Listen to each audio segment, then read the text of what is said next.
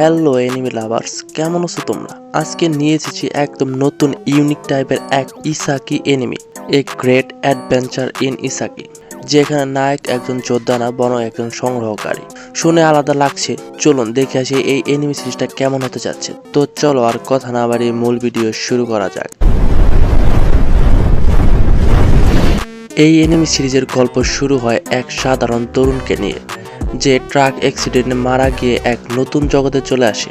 সেই জগতে সে পায় গ্যাদারিং বা সংরক্ষণ ক্ষমতা, মানে সে ফুল, গাছ, পাথর ও নানা ম্যাজিক্যাল উপাদান সংগ্রহ করতে পারে।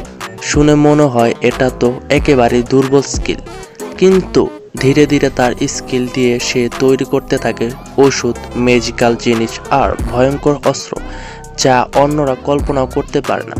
তার গ্যাদারিং স্কিল তাকে করে তোলে প্লেস হিলার থেকে হিরো। অ্যানিমেশন মাঝামাঝি মনে হলেও আর্ট স্টাইল অনেক ফ্রেশ এবং বন জঙ্গলে ঘোরাফেরা, ম্যাজিক্যাল প্লান্ট এসব দেখার মতো। আরও এই সিরিজে তোমরা দেখতে পারবা হালকা কমেডি, ইমোশনাল মোমেন্ট আর কিউট ক্যারেক্টাররা, যারা একে ফ্যামিলি ফ্রেন্ডলি করে তোলে।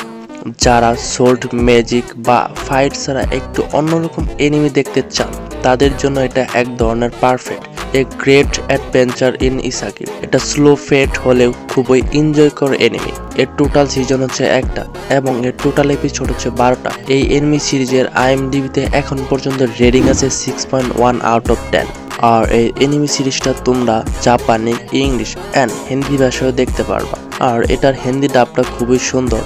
যাই হোক বন্ধুরা, ভিডিও ভালো লাগলে লাইক করো, কমেন্ট করো আর বেশি বেশি শেয়ার করো, যাতে তোমার বন্ধুরাও দেখতে পারে। আমার চ্যানেলকে সাবস্ক্রাইব করতে ভুলবে না, কেননা এমনই নিত্য নতুন এনিমি সিরিজের আপডেট সবার আগে পেতে। তো আজকের মতো বিদায় নিচ্ছি, দেখা হবে নেক্সট কোনো ভিডিওতে। ওই পর্যন্ত ভালো থাকো, আল্লাহ হাফেজ।